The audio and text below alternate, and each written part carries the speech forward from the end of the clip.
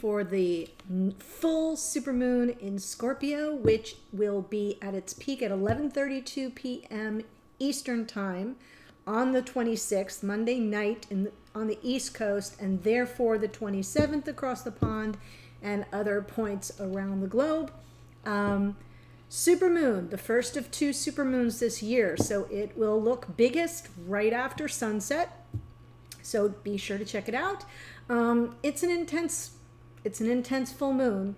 Scorpio, as we know, is intense, and this full moon will encourage us to take a very deep dive into what needs to be removed, released, transformed, let go of, or reframed. Especially around stories, old stories that we keep telling ourselves or we keep living out in repeated cycles. What's no longer serving? We say that, of course, but this particular full moon is like the super mama of all full moons. If every full moon is about release and letting go of what no longer serves us, of course, once we express our gratitude for what we have been able to manifest and draw into our lives and for all the blessings that we have, this one is asking us for a major thrust of release and of the deep stuff, that the wounds we keep down deep. So it's a powerful full moon. It's going to impact, of course, water signs and earth signs the most, because the full moon is opposite the sun, which is in Taurus. And Scorpio and Taurus are both fixed signs. So there's stubborn energy there. There's energy of, I don't want change. I want to hold on to what I want to hold on to. And nobody going to tell me when to release what I have to release. See, so there's some stubborn, difficult energy there that earth signs and water signs, particularly Scorpio, may struggle with. Air and fire signs may feel a little frustrated through the energy because it's slower. It's slower. You can't move or act or think as quickly as you could in the Aries energy. So just letting you know in advance, that's how it might impact you. Nevertheless, it's a beautiful, powerful, full supermoon, also referred to as the pink moon. I mentioned it the other day, and I said it's because of pink flowers that bloom. It's actually a wildflower called moss pink. So some people think it's a moss, other people think it's a flower. I'm going to stick with wildflower because it grows like a covering in the northeastern, in the eastern part of North America. So Canada all the way through the northeastern part of North America. At this time of year it blooms and it kind of coats the land in a shade of pink. So I stand corrected. All right, I am pulling from Queen of the Moon Oracle. You know I love to use this deck for our new moons and full moons. This time I want to look at, as I always do, where we've been, where we are, where we're headed. Please remember that the Scorpio full moon, this full moon, is connected to the new moon in Scorpio that we had in November.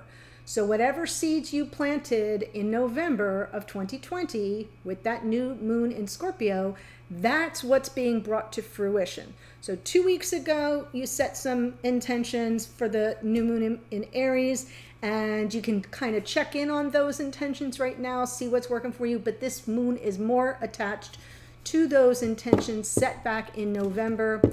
That's why it's always really helpful to keep a new moon and full moon chart. Write down your intentions and then check it out 6 months later. All right, let's see what we've got going on here, guys. So amazing. Yes. Ooh. I love this. So where we've been, card 21, resilience. Doesn't this look like the 10 of Wands?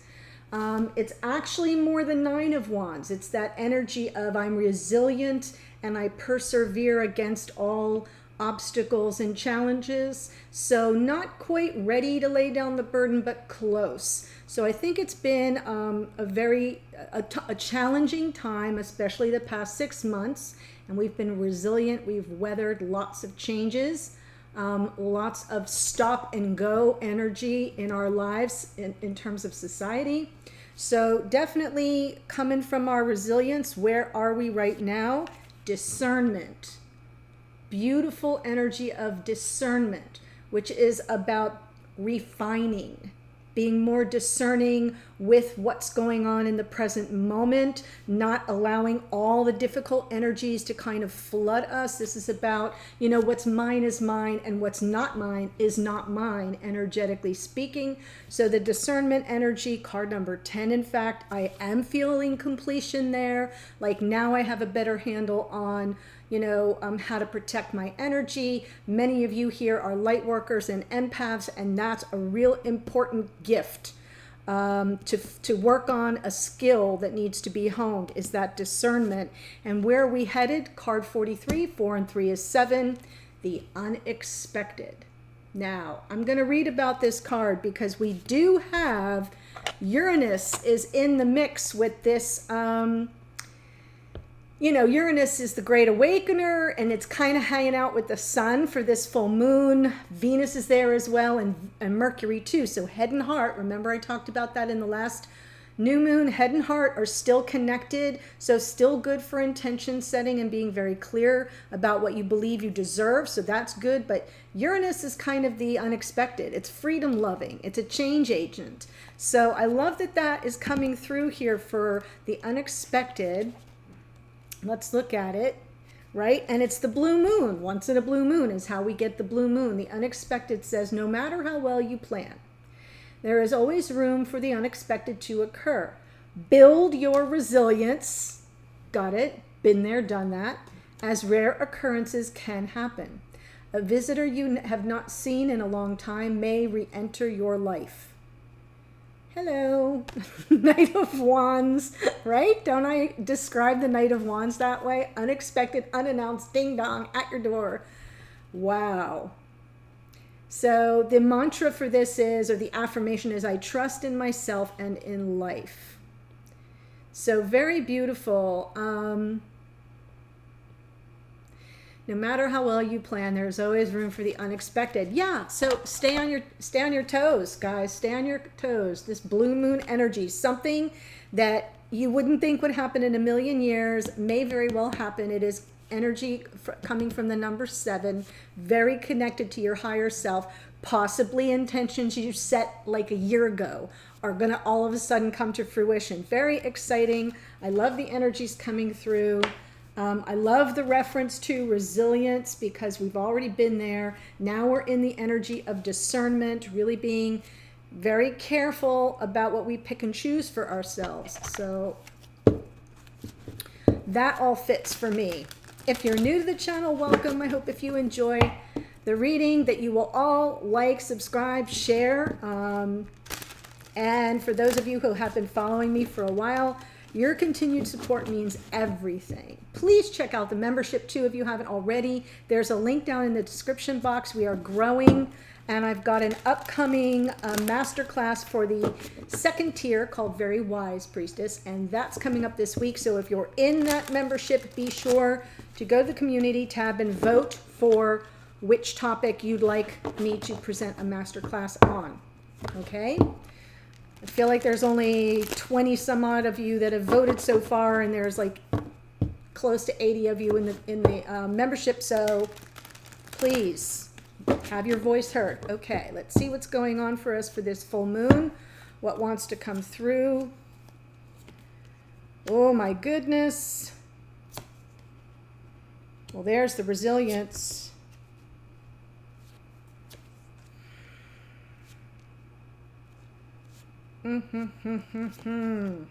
Oh my heavens. So this is really beautiful,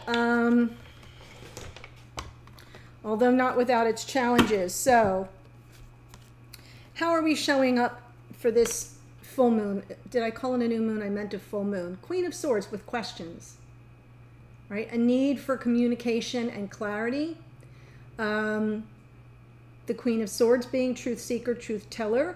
And in a way that sort of is about a meeting of the minds. So not with that suspicious or difficult energy of, arms crossed, I demand the truth. It's not that. It's more open. And there's more allowing in this card. The Queen of Swords is just about getting to the heart of the matter, Let's leave the emotions off to the side for now. I really need the clarity. I really want the communication. I really want to know what the heck has been going on, what is going on. So there's an issue here about seeking some measure of truth.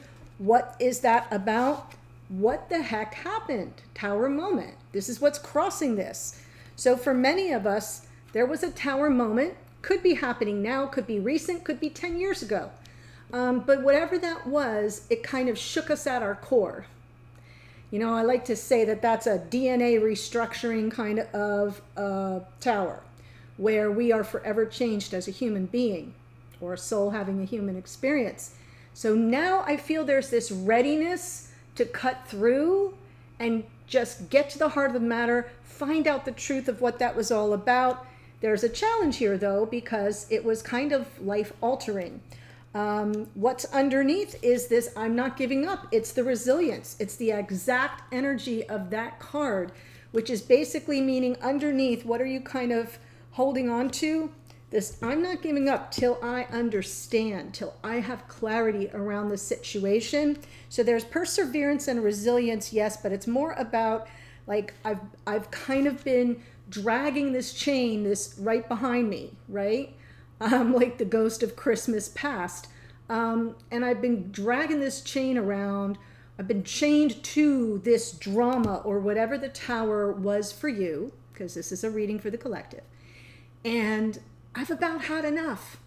I've been resilient. Now I'm going to be discerning. So that's what's underneath. Then in the past, King of Wands.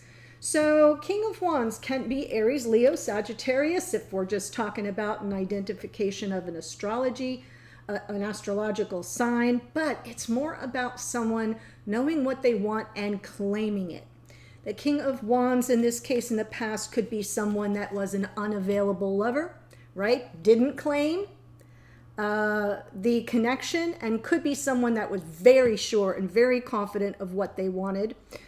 So I will clarify that. And then here's what's crowning us. What are we after? What's our goal? What's our aim? If you are here as a divine feminine, then your focus and your attention and part of what you're trying to manifest in your outcome is the divine masculine. If you're here as a divine masculine, then this is all about you getting in your own power center. Jumping back in the control seat, the driver's seat, if you will, I like to say, of your own life, and being very clear about what you want and your direction. So there's good energy around the Emperor here right now. I'm going to leave it with that. And then where are we headed in the future? Well, there's our divine feminine.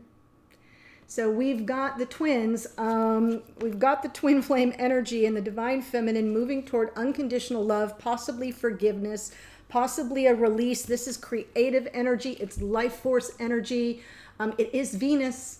We've got Venus here, so really beautiful. Also Taurus and Libra share the Empress card. So a real gentle, loving, nurturing move in the future toward the divine feminine energy of unconditional love. I can stop right now. That feels pretty good to me, but let's go ahead and clarify it. Oh. So let's look at the Queen of Swords.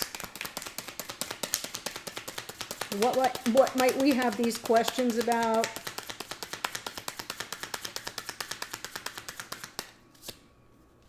Yes.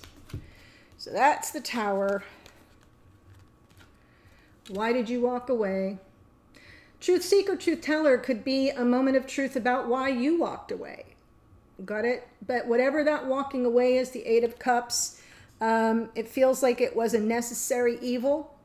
I'm saying that intentionally because it caused a lot of devastation, but it was necessary, right? Someone had to walk away from something that they couldn't deal with, a drama, something that wasn't serving them, could have been a timing issue, could be for anything. So, you'll know best, but this was the fallout.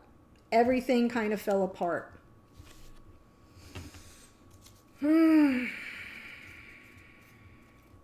Tower.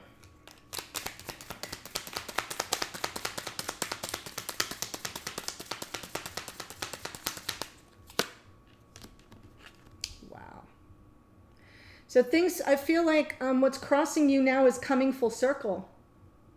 You know, that's that saying, you know, you can run but you can't hide kind of an energy coming through with the World card. I'm feeling like you're going to get closure, especially if you can have this conversation or ferret out some measure of truth or clarity about the Tower and the walking away. I kind of feel like the cycle ends, closes, there's closure to it so that the new beginning can come in. The Tower is important. The Tower is important because it marked an end of the BS. Something had to come to an end that you and or your divine counterpart would not let go of.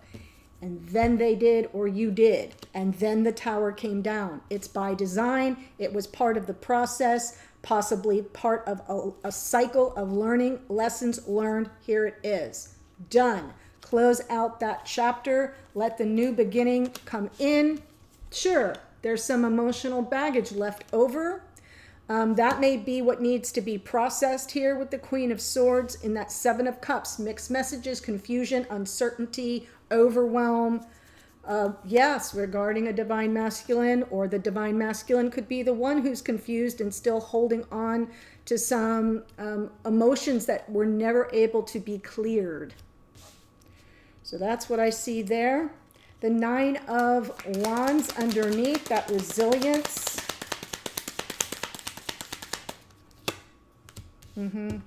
Not giving up on the twin, that's for sure. Four of Wands, life partnership, the beginning of, for the twins. It marks like this optimism. It's very celebratory in nature. So I feel as if you're not giving up here. I say you, I mean we as a collective, not really. We've been resilient in the face of that Tower, but we haven't been deterred. We still believe in the power of this connection. We believe in the dynamic between masculine and feminine. So while we haven't given up, we are now shifting out of that resilience into more discernment. What's mine? That's going to be really important. What's mine? There's the truth of it.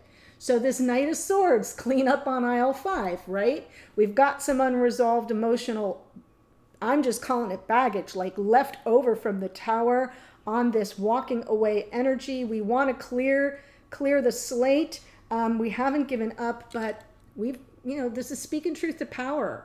Fast moving energy. There's a sense of urgency here to clear the air. I love that. Driven by the divine feminine or with the divine feminine. So that Knight of Swords, what I'm trying to explain, because I've got both energies visiting here, I'm sure, is that Knight of Swords is either the divine feminine wanting to clear the air, is feeling a sense of urgency to get the clarity, or it's the divine masculine coming toward the feminine to clear the air. Just depends on, what energy you're here as. King of Wands. There's a lot of love here.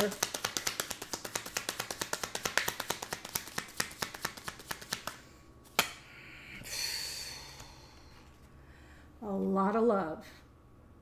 In the past, I think either this King of Wands, was feeling all the love of the, that sense of completion, finding the one, feeling the joy, the happiness, that happily ever after. Or if you were here as the feminine, you felt like you found the one. This is my person, this King of Wands, this larger than life personality.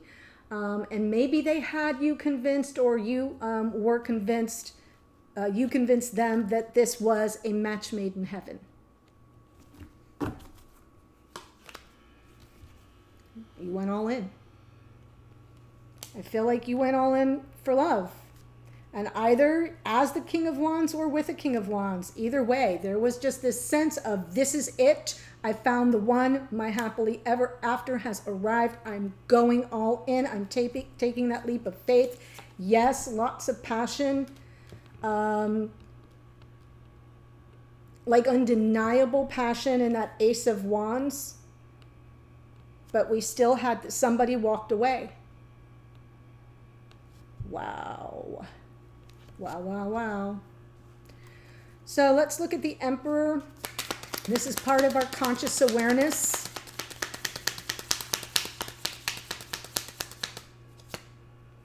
A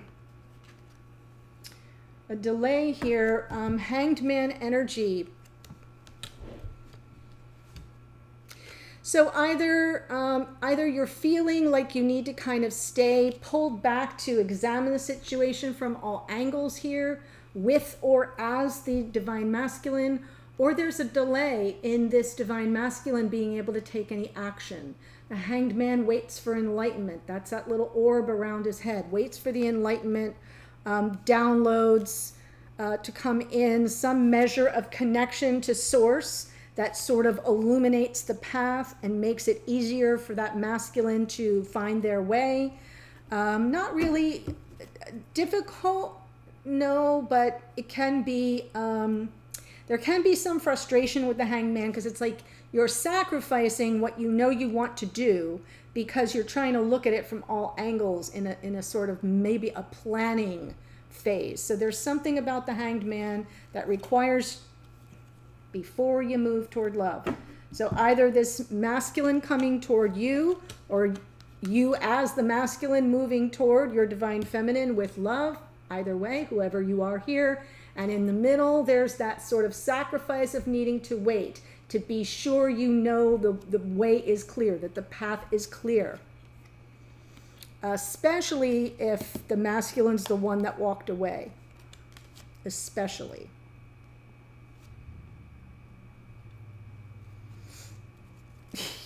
Yes, because the Tower. Yeah. So that's what's underneath in the psyche when I pull from under the deck. It's like, yeah, what's bubbling up under the surface is, well, the elephant in the room is that Tower moment. That's what has to be contended with.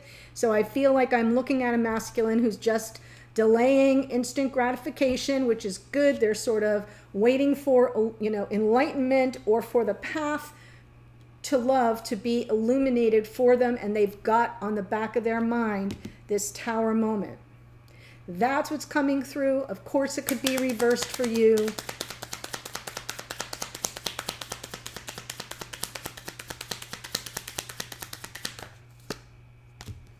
And this beautiful, unconditional love of the divine feminine, the Empress, calling in the second chance, calling in the forgiveness.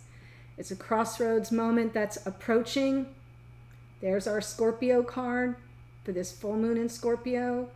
So this Tower is what needs to be released.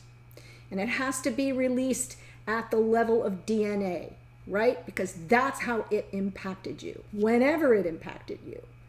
And it's been wreaking havoc in your psyche for a long time. So here is this opportunity. This crossroads moment of the Judgment card calls you to this high vibration, calls you to the twin, or the twin, the masculine to the feminine to the masculine, to clear the slate, to get a do-over, to sort of find compassion and forgiveness and unconditional love despite what went down. Yes, a conversation needs to take place. Yes, we need to get clarity. We need to kind of get to the heart of the matter and clear up any misunderstandings or emotional baggage, right? We got to speak our truth. Knight of Swords, move toward love once we understand that path is our path.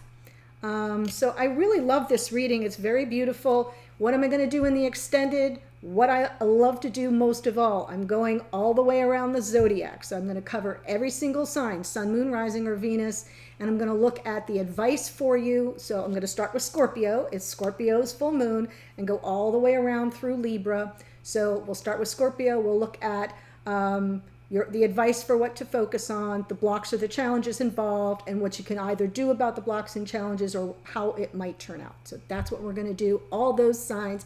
The link to the extended is below. Remember, if you're in the membership, you don't need to purchase it because you get this particular extended as part of your membership. I look forward to seeing you there in a second. Otherwise, take care and enjoy this beautiful full moon in Scorpio.